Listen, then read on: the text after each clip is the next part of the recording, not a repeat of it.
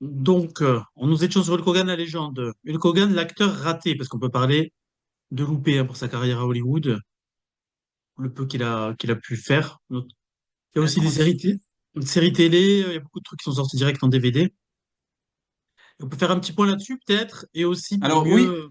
oui, mais pour faire la transition avec la légende, je pense dans l'acting in-ring, je pense aussi que ce qu'a fait la légende de Hulk Hogan, c'est justement l'excellente lisibilité de ce qu'il accomplit dans le ring en termes de, alors déjà en termes de moveset, mais en termes de storytelling, alors ça casse pas des brouettes, hein, ça reste un peu du domaine de ce qu'il a fait au cinéma. Mais quand on voit Hum, Hulk Hogan arriver à n'importe quelle époque, on sait très bien qui est le heel, qui est le babyface. On sait très bien pour n'importe quelle personne du public, n'importe quelle tranche d'âge, identifier ce qui va se passer, ce qui va se raconter, et on peut s'investir dedans. Voilà, le gentil va être dominé, et puis, enfin, va dominer, puis il va y avoir un renversement de situation, puis il va, en gros, puiser dans la foule pour retrouver de la force, et ensuite il va décrocher la victoire du peuple. Et quand il est heal, bon ben voilà, il va utiliser des techniques ou des tactiques qui sont déloyales. Et je trouve que Hulk Hogan, eh ben, sur le plan de ce qu'il racontait dans le ring, même si c'était pas ultra abouti comme ce qu'auraient pu faire des mecs comme Bret Hart ou je sais pas, d'autres catcheurs qui auraient utilisé, d- comment dire, des Oui, schémas Bret Hart, techniques. oui, Bret Hart était un très bon face, mais c'était peut-être plus nuancé son comportement, effectivement. Oui, Pendant un oui. Et puis combat, tu voyais, oui. voilà. Mais comment dire, Hulk Hogan, voilà, quand on voit Hulk Hogan arriver, on sait très vite à quoi s'en tenir. Tu vois, je pense à John Cena par exemple, là, dernièrement, avec son heel turn. John Cena, il a fait un heel turn, il s'habille toujours de la même manière, par exemple. Hum, Sauf que ce qui est écrit sur son t-shirt, par exemple, va être heel ou va être face. Oui, Avec Hulk Hogan, c'est pas ça. il y a pas de doute. Ouais. On sait très bien, on voit, et un gamin de 5 ans qui arrive devant ça, il se pose pas de questions du tout. Et Il y a un le vrai fait code couleur, il y que, a un code couleur, hein, parce qu'en fait, tu ouais, coupes le son. C'est vrai que tu coupes le son. Et ça m'est arrivé en plus à l'époque au canal. Canal, limite, je regardais encrypté des fois parce que le décodeur, il y avait tout un bordel, il fallait ça m'est transvaser le arrivé truc. aussi, hein. Ça m'est arrivé aussi de regarder en crypté. Ouais, Mais c'était du crypté plus visible. Après, ils ont fait un crypté vraiment où tu vois rien du tout. C'est un crypté où ouais, tu reconnaissais les formes, tu reconnaissais les couleurs et tout, tu vois. ouais, ouais. Et ça m'était arrivé, ouais, de. Et comme tu Mais dis, on comprenait ce qui se passait en gros, ouais. bah ça pour moi, c'est capital. Dans le monde du spectacle, pour un match qui dure 7, 10 minutes, il faut savoir qui incarne quoi pour que le public puisse. Et là, je pense que Hulk Hogan, c'est aussi ça qui fait partie de sa légende, c'est que il avait un storytelling qui était basique, mais qui fonctionnera toujours, hein, qui sera toujours celui du bon contre le méchant. C'est le storytelling de base du catch, hein, mais aujourd'hui, il est un peu brouillé. On a beaucoup plus de profils qui sont des profils qui sont un peu versatiles. Hulk Hogan, lui, ça fonctionnait du tonnerre de Dieu parce qu'il n'y avait pas à réfléchir. Oui. Voilà, Ah, c'est il y avait juste à l'anti-CM regarder. Punk, c'est l'anti-Daniel Bryan, c'est l'anti-CM Punk, hein. Au niveau des. Ah, Je complètement. pense, les périodes de heel de CM Punk, il y avait ce côté. Il était détesté, mais en même temps, son discours, ça disait la vérité sur ses adversaires. Donc, en fait, il y a une Ouais, partie de la foule qui l'acclamait. Donc, en fait, et puis, il mais avait un. Et puis, les heels sont bons, en fait, quoi. Il n'y avait pas ce côté. Il y a ce côté, le heel peut gagner clean et tout maintenant, tandis qu'avant, c'était assez caricatural. C'est vrai un catcheur passé heel, ben, d'un seul coup, il a besoin d'un manager qui l'aide à tricher. ouais, Ou... ouais, ouais. Et là, C'était beaucoup on plus est marqué. plutôt dans du catch pré-internet, pré-réseaux sociaux, parce que aujourd'hui, c'est clair que le public a des attentes qui sont différentes. Mais à l'époque, quand je te dis que Hulk Hogan tient bien les manettes de son sport, hein, ben, c'est aussi dans cet acting-là, c'est-à-dire il met en avant son côté sympa quand il faut, et puis il met en avant son côté méchant quand il faut, et il n'y a pas de doute sur ce qu'il fait. Et c'est facile à regarder, on accroche facilement à ça. Alors, par contre, il y a eu une tentative pour te dire que Vince McMahon n'était pas comme son père. Il a voulu lancer déjà un peu une espèce de WWE studio avant l'heure, en fait, à la fin Ouais. des années 80. Et je crois que Cadence de combat en 89 est la première tentative, si je me trompe pas. Ah ouais, là, c'est un bijou cinématographique.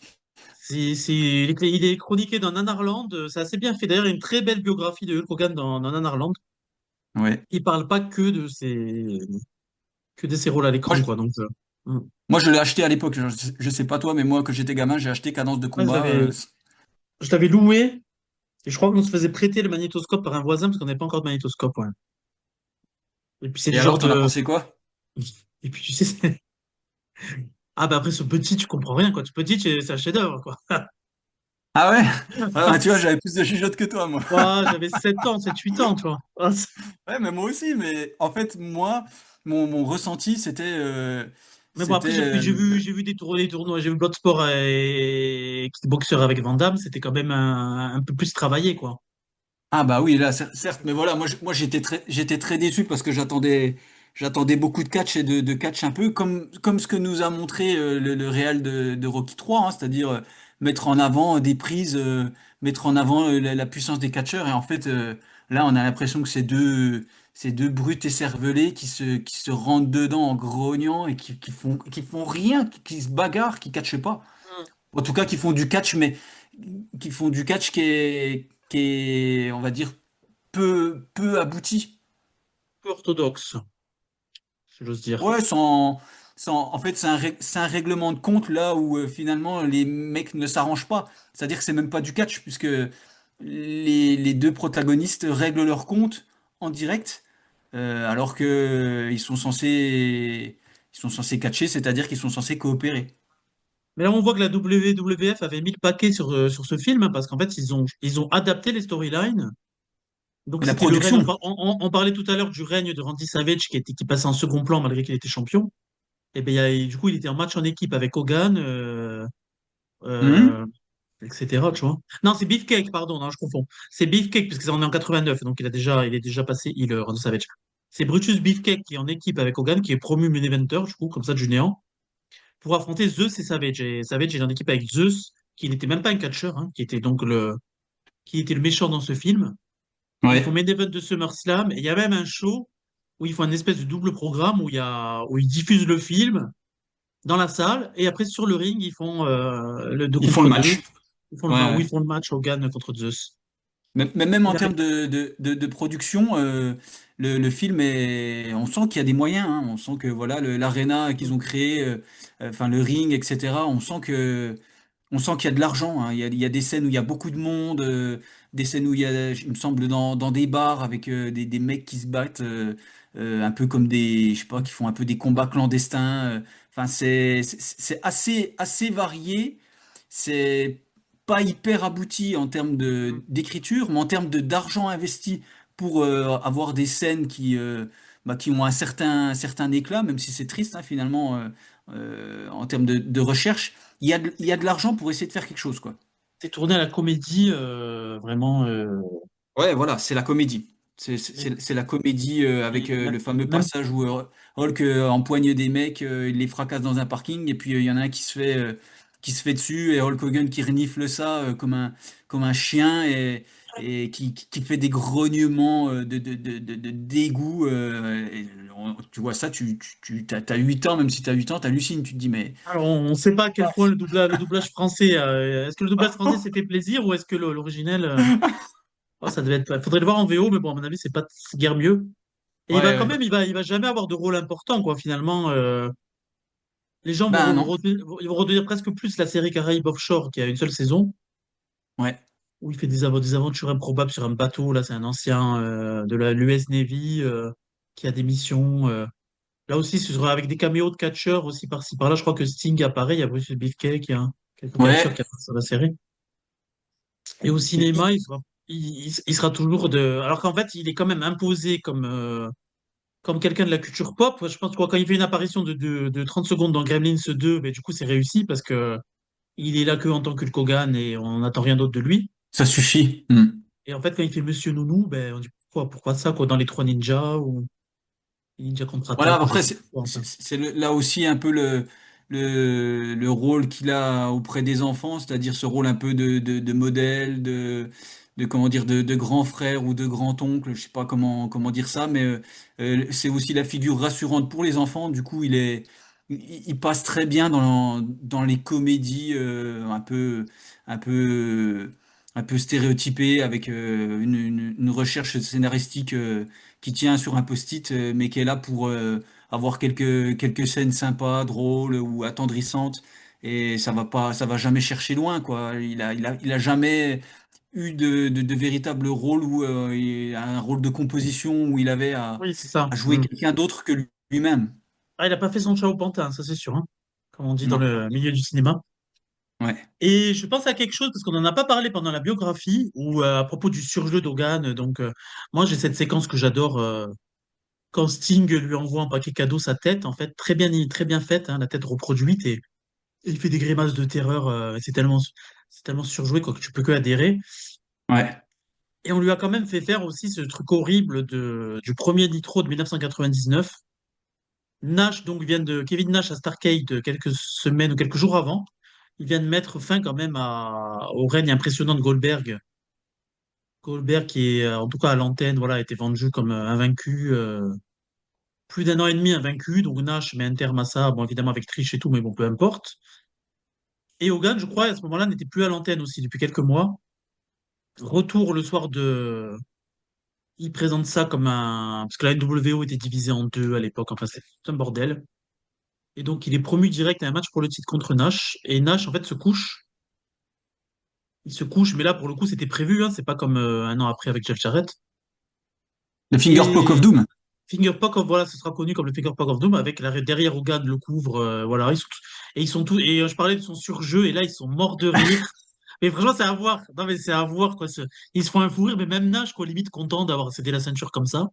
Et Ouais. super, on, re- on refait les deux clans en un seul, quoi. En fait, on refait une super bande. Mais c'est aussi Donc, on a ça. fait semblant, d'être ennemis pendant tout ce temps. Enfin, c'est un peu ces revirements de storyline comme ça dont étaient spécialistes de la WCW. Et Mais Hogan était toujours, et on était le c'est fer de quelque chose lance. qui est assez aussi, qui est assez cathartique et assez sympa dans le catch. Et je pense que avec vous et Monsieur Lacoste, et même Monsieur Choplin, on en riait beaucoup, hein. C'est les excès du catch. Hulk Hogan, voilà, il est très représentatif de ces excès, c'est-à-dire que on sort de la normalité. On a d'ailleurs les discours d'avant-match, les promos de Hulk Hogan, où il raconte comment il va briser son adversaire ou comment il est en colère. Par rapport à telle ou telle exaction de ses adversaires dans les années 90, c'est juste totalement over the top, hein. La Hmm. sueur, la rage, les muscles qui sont prêts à exploser. Tu montres ça à une personne qui a jamais vu du Oui. catch, elle va se Ah oui, dire, mais c'est pas c'est un autre c'est monde. quoi, Puis c'est quoi ces ce voix truc? les voix très gutturales, tu sais, très prononcées. J'ai l'impression qu'ils ont pris des capsules pour avoir ces raclements de gorge. Tu sais, comme Et, Shawn et Michaels, tu c'est très dis, bon pour ça aussi. et tu disais que tu regardais quelquefois Canal+, Hmm. voilà, Ouais, sans le son, mais si tu regardes une promo de Hulk Hogan des années 90 sans le son, par exemple pour les ah ouais. Survivor Series, où il est entouré de plein d'autres catcheurs Hmm. qui sont là derrière lui pour montrer qu'ils vont faire partie de sa team, Ouais. tu coupes le son et tu regardes comment ils se comportent tous, tu as l'impression que c'est le carnaval des aliénés. C'est-à-dire que Ah tu ouais, as oui. l'impression qu'ils sont tous complètement ravagés, hein. Les yeux exorbités, Ravagés, de chez ils regardent ravagés, ils à droite, à désintégrés. gauche, les poses Oui, plastiques, voilà, les. ils se Ouais, secouent ouais. dans tous les sens. On a l'impression qu'ils viennent de se faire une injection de je sais pas quoi. Et c'est aussi ça que tes gamins, tu regardes ça, tu vois des mecs dans un tel état, t'es hypnotisé. C'est pas possible autrement. Tu te dis, mais c'est pas, on est dans un autre monde. Hmm. Alors je regarde. C'est ça aussi, regarder la télé, c'est sortir un peu Oui, oui, oui. de son univers. J'adore l'expression la suspension consentie de l'incrédulité. Voilà, ouais. Le willing Oui, c'est suspension agréable. of disbelief. Ouais, Voilà, ouais, c'est c'est ça. américain, je pense, comme concept. Et c'est Ouais, et exactement ce ben qu'on là, fait. mais comment dire, c'est vraiment ouais, le dépaysement, le bigger than life, hein. Littéralement, C'est ouais. aussi ça. Voilà. J'avais une question subsidiaire par rapport à. Du coup, je mets un petit bémol à ce que tu as dit, dans le sens que tu disais, on voit très bien qu'il est face, on voit très bien qu'il est heal. Oui, Alors, à la fois, oui, Mais est-ce qu'il n'avait pas déjà un catch de heel, donc évidemment dans sa période du début où il est heel de 79 à 83, mais Bah même après en si, tant que... Parce que moi je vois le match contre Iron Sheik, et ben il attaque par derrière direct. Le mec est pas encore, le mec a pas encore enlevé sa veste. Enfin, et Hogan l'attaque par derrière. Après je me rappelle que il pousse les arbitres, oui, il mord, il griffe, il fait des trucs, c'est pas il très face quoi. mord. Il a Ah ouais, des il mord dirty tactics régulièrement. complètement. Et je crois il a tiré du sel dans les yeux à l'Undertaker. Oui, J'ai voilà, des souvenirs comme ça il- très contradictoires. t'as raison là-dessus, c'est que c'est vraiment un catcheur qui est, qui a quelquefois, enfin pas quelquefois, mais qui a Hmm, un double jeu, c'est-à-dire que lui, on lui pardonne tout, mais hmm. il a des gestes que d'autres champions ou d'autres faces ne se permettraient jamais, Bon, en le coup fait. classique, tu sais, du poids américain, je crois que c'est un match contre Mister Perfect où c'est Perfect qui introduit le poids américain, mais voilà, Hogan le récupère, mais au lieu de le jeter à l'extérieur, du coup, il s'en Il sert. s'en sert. Je me Ouais. souviens c'est pas, c'était encore Superstars, il n'y avait pas encore Raw. Je crois que Perfect gagne par disqualification alors qu'Hogan est champion. Enfin, il y avait cette attitude. Et du coup, peut-être en passant vraiment heel en 96 avec la NWO, il fait que concrétiser quelque chose qui était déjà en lui, tu vois. Moi, je l'ai un peu vu comme ça. Ouais. Et c'est vrai, quand j'ai retrouvé, donc à ce moment-là, j'ai 14 15 ans, on n'a pas les infos comme maintenant, donc je commence à comprendre, voilà, le côté scénarisé, le côté, etc. Et je me dis, bon, ben, Hogan, parce que pour moi, à l'époque, je le vois vieux, vieux, vieux, alors qu'il a que 44 ans à ce moment-là. Ouais, ouais, Et je me ouais. dis, bon, après tout, pour qu'il puisse être champion, pour qu'il puisse gagner des matchs, bon, qu'il soit maintenant, donc maintenant qu'il soit vendu comme un tricheur ou comme un, c'est pas plus mal, tu vois. Mais ça allait jusqu'à la caricature, Oui, quand il se mettait à genoux, il supplie qu'on arrête de le taper. Enfin voilà, ça fait trop rire, quoi. Ça fait rire, parce que ouais. Le grand Hogan, il a encore son physique, il a encore tout pour lui. Il peut plus supporter de prendre un coup, du coup. Oui, puis c'est un. C'est marrant parce que finalement, lui, donc c'est le super-héros quand il est face, et puis il y a des moments où pour rétablir la justice, ben, il utilise l'injustice, tu vois.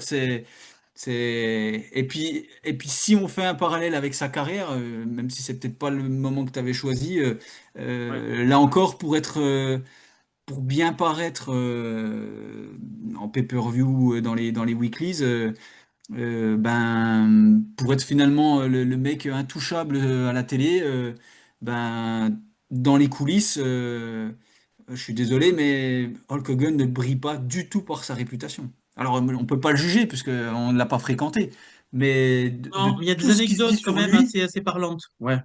oui, Il y a quelque chose qui est assez parlant, c'est sur il dit sur les house shows,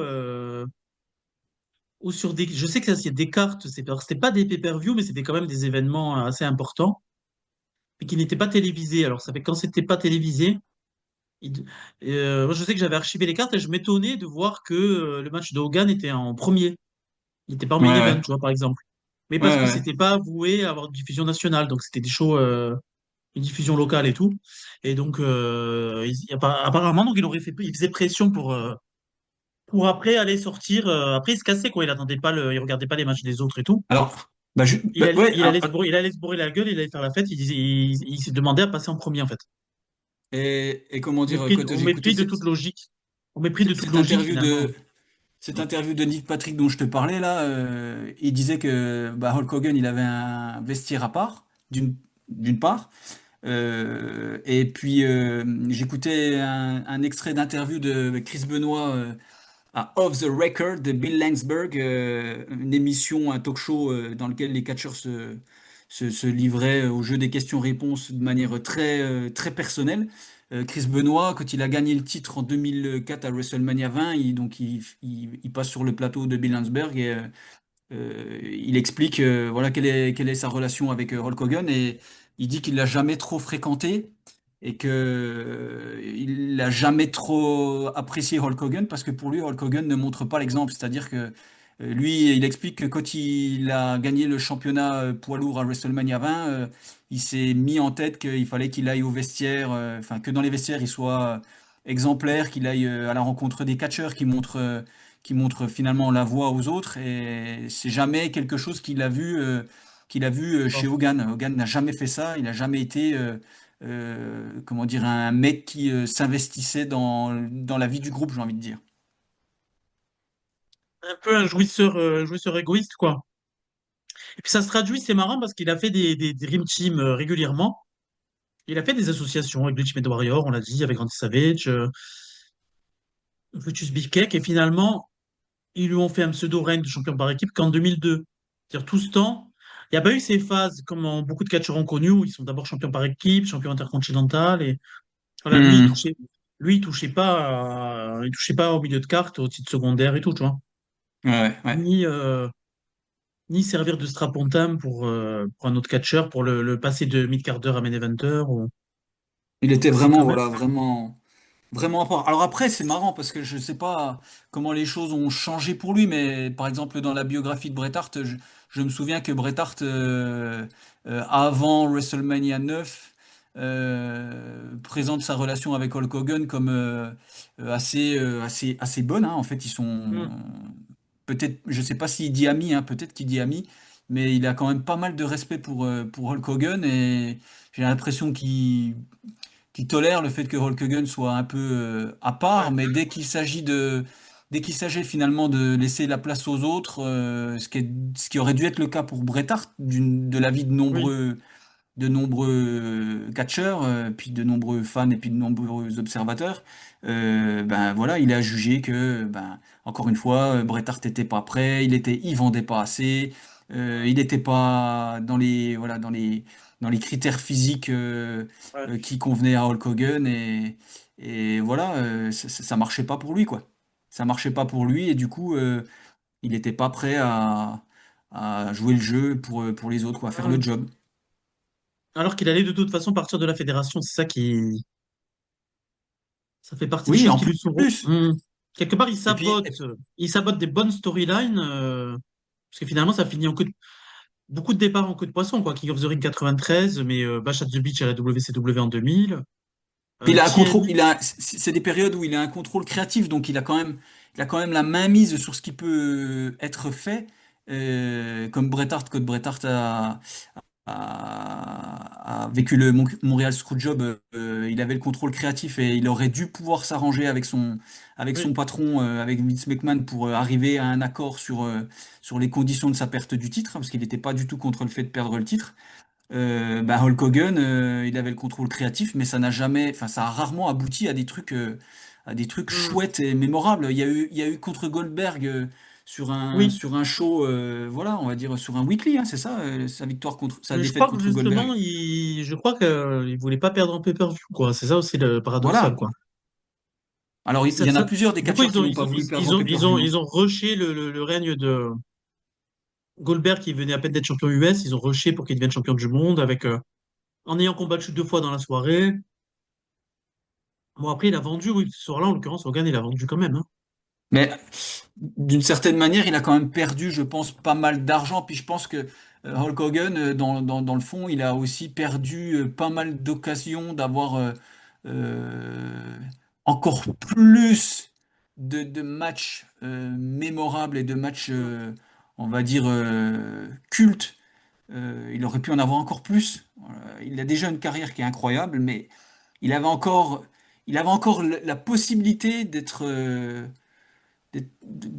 encore plus haut qu'il n'était, hein, ce qui paraît assez insensé parce que voilà, Hmm. c'est le top du top, mais Ah, mais Ric Flair, Bret Hart, Shawn Michaels, c'est que des combats qui sont arrivés trop tard, qui ont fini par avoir lieu. alors il était dans la période où il pouvait tous les faire. Oui, c'est ça. Et finalement, sa seule passation de pouvoir, on l'a dit tout à l'heure, c'était un peu The Rock. Sa seule passation de génération. Sauf que The Rock, après, Ouais, bon, pour le coup, n'a pas continué sa carrière très longtemps, mais on sent que le Rock est héritier, mais le Rock est héritier, le Rock il s'est fait tout seul, hein. C'est pas ouais. Hulk Hogan qui l'a fait, quoi. Hmm. Voilà. Le Rock, comment Il dire, est il a déjà bien rencontré établi. quand même des difficultés, alors qu'on a essayé de le mettre sur un piédestal tout de suite, ça n'a pas fonctionné, et il Hmm. s'est heurté au public, mais il allait Oui, chercher le public. il s'établit après 97-98, il s'établit déjà, ouais. Ouais. Et quand Hulk Hogan lui transmet le flambeau, The Rock est déjà parti bien Hmm. loin écrire sa propre légende, quoi. Donc, et oui, si, alors il y aurait peut-être eu à la rigueur l'Ultimate Warrior, mais là encore, l'Ultimate Warrior, C'est Hulk pas grave. Hogan ne croyait pas en lui, quoi. Après, Enfin, l'Ultimate Warrior a fait des conneries aussi en coulisses qui ont fait voilà, c'est aussi ça qui fait qu'il a que pas pu être je la croyais pas tête non de plus en proue lui. Ouais. Hmm. Bon, bah, je te propose que on va parler de quelque chose qui paraît improbable dans la partie suivante. Hulk Hogan, technicien des rings, mythe ou légende. Les matchs au Japon de Hulk Hogan, on en parle tout de suite.